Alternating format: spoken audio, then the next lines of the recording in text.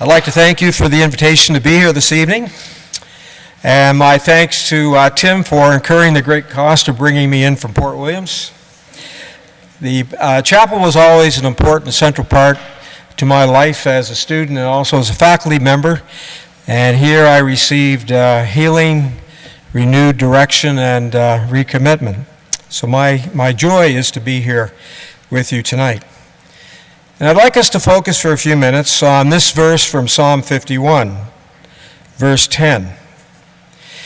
Create in me a clean heart, O God, and put a new and right spirit within me. This is a passage with a history, but on its face, who can identify with the psalmist's plea and deep-seated longing? The psalmist is praying for a brand new beginning, a fresh start, a clean spirit, what we might call in the digital age a spiritual reboot. Who hasn't felt like this or longed for the same thing? Wouldn't it be wonderful to wake up some morning devoid of our insecurities, worries, resentments, sadness, hopelessnesses, and to find in their place joy, happiness, contentment, confidence, and freedom? Before we go too far down this road, though, let me provide some context and let us look a bit at the history of this passage. Psalm 51 is known as the best of the confession or penitential psalms and is widely used in Christian worship, especially at the beginning of Lent. And tonight I'm not trying to usher in Lent prematurely, but at the beginning of a new year, this is not a bad place to start our lives together in worship. Those who put titles on the Psalms after they were written assigned this one to King David, who was deep in agony after Nathan the prophet's skillful and electable condemnation of David for his egregious act of adultery with Bathsheba and for engineering the death of her husband Uriah. Even if this was not David's psalm technically, it fits his moral struggle. Feeling remorseful, dirty, and crushed, David pleads for a new start, a spiritual makeover, a new and a right spirit. Isn't that what we flawed beings often look for when our old spirits are tarnished, worn out, crushed, and not up to coping? It's my theory that this desire explains some of the flawed ways we humans try for renewal.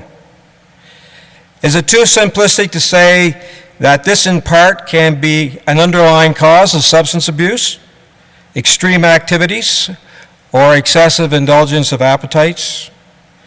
The hope to get away from our old selves and to replace them with more energized and hopeful feelings about who we are and what life is about. Too bad in the digital age there wasn't an app for this. And speaking of the digital age, which I am supposed to because that's the theme for the term, how is this spiritual renewal made easier or harder in the digital age? The digital age has brought many changes to our lives, the way we do things, our expectations, our habits, our values. And as we know, the digital age and the accompanying technology have both positive and negative aspects and different impacts on our lives. Easily executed financial transactions, enhanced shopping, opportunities, easier and cheaper communication, information at our fingertips, opportunities brought near that were once remote. But it has also brought new frustrations. Full mailbox that we find on our return from a vacation, computer malfunctions, publication of personal information that makes us vulnerable from everyone to marketers to scammers, and awareness of needs that we didn't even know we had. Tonight the question, how does the digital age impede or facilitate our search for this inner renewal? And it's a good one we will keep in mind as we look at the features of the psalmist's cry for renewal. First, let's consider that with the psalmist, there was an awakening of his consciousness. Let's call this a spiritual awakening. Awakening to our own feelings about who we are and how we live. Attentiveness to whispers and fears, gnawing guilt, stabbing unhappiness, and also our joys, certainties, and aspirations and longings. This inner dialogue can often be ignored in the digital age because we're distracted and drawn towards manufactured voices. Fleeting, deletable messages, the ideas of others, and sounds that come usually via earbuds. A while ago I sat in a living room with some young people, and I tried to start up a conversation with them, but I soon realized that I was a distraction from their main preoccupation, which was checking their phones and iPads. In the digital age, the wireless voice can have more immediacy and be more compelling than a dialogue with others or a dialogue even with ourselves.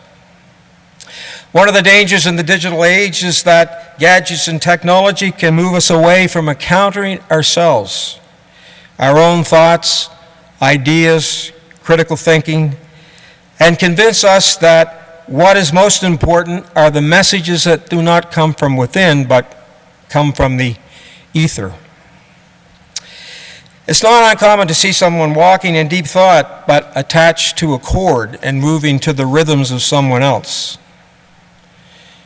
To paraphrase the Swiss psychoanalyst Paul Tournier, our lives are filled with more gadgets, but we have less contact with spirituality.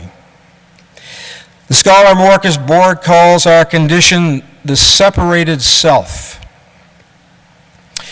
In the digital age, we're used to being searched and examined. It's become common and standard part of life. In airport security, our bags are scanned, along with the contents of our pockets and the soles of our shoes. And modern medical care includes such things as mammographies, blood tests, x-rays, CAT scans, MRIs, EKGs, EEGs, biopsies, and colonoscopies.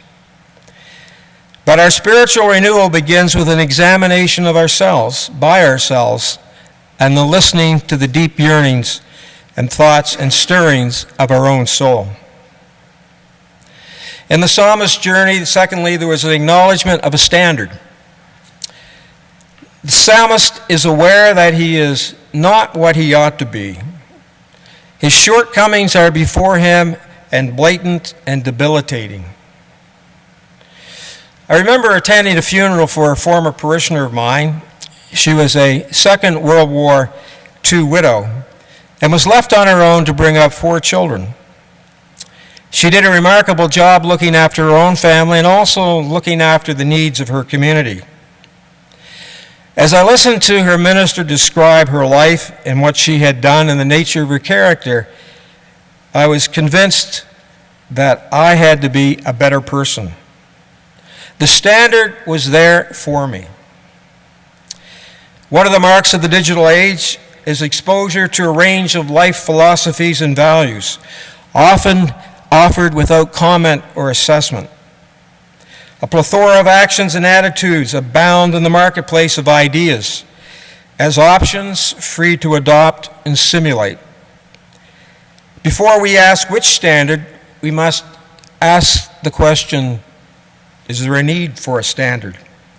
Are there right and wrong ways of being and of acting? Recently, I asked someone for their thoughts about the situation in the Dalhousie dentistry program. He said, I don't know, but one thing I do know is that the men there were very stupid. And I asked him if that was different from being wrong. And the conversation stopped. And I wondered if maybe the new wrong is stupid.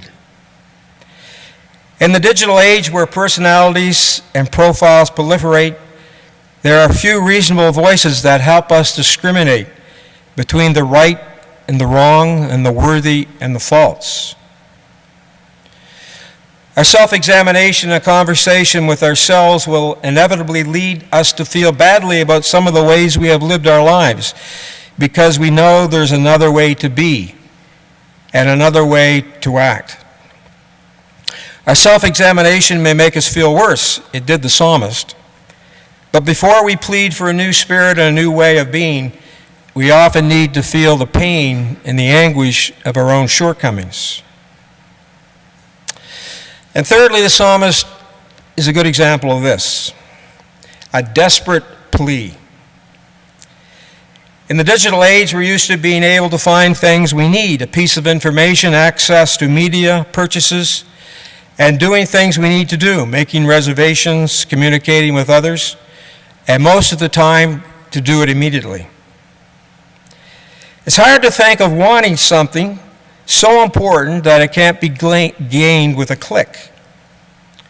Something that comes from a source with no IPS address, does not come from the world of apps, digital images or gadgets, and may not come to us immediately. CBC's comedy show, The Irrelevant Show, had a good take on this week and the shortcomings of our digital solutions.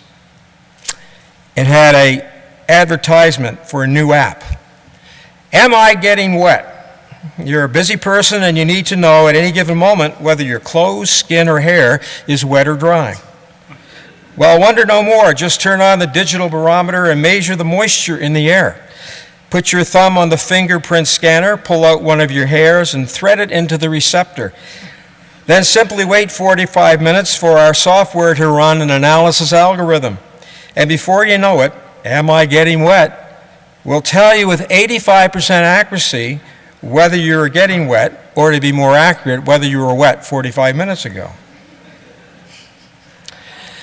The psalmist's desire is a simple, heartfelt plea that he knows can only be fulfilled by greater reliance upon God through time. After having emptied himself and prayed vigorously for cleansing, the psalmist calls upon God to purge his old desires and inclinations and to fill him with a new and right spirit, to reformat the hard drive of his soul. It may not come immediately, but he knows where to look and whom to ask. This plea leads us to find our way back to our spiritual aquifers, past our self-images, pretenses, regrets, guilt, to identify where our lives have been corrupted, the source of our hurts, regrets, and guilt, to find our bearings again, to be made over. The verb create in verse 10 occurs in the Bible only with God as the subject. And the result is always an entirely new thing, such as the creation of the world in Genesis. The psalmist believes that only God can create a new heart. Kierkegaard said, purity of heart is to will one thing. The psalmist's plea is to will this one thing. For 30 years, I suffered from a facial pain, neuralgic pain. And going to a pain clinic, the doctor started in a regimen of 3 injections in my face, and happily and surprisingly, after the first injection, the pain went away after 30 years. I asked the doctor why this happened, because he hadn't even finished his treatment. And he said it's sometimes like a computer that doesn't go right, and you shut it down, and when it reboots, everything works well. He said nerves are sometimes like that. They have to find a new pathway. In the end, the spiritual reboot we long for is a new pathway to ourselves and to God, and is promoted by the simple but sincere and single-minded plea, create in me a clean heart, O God, and put a new and right spirit within me. Amen.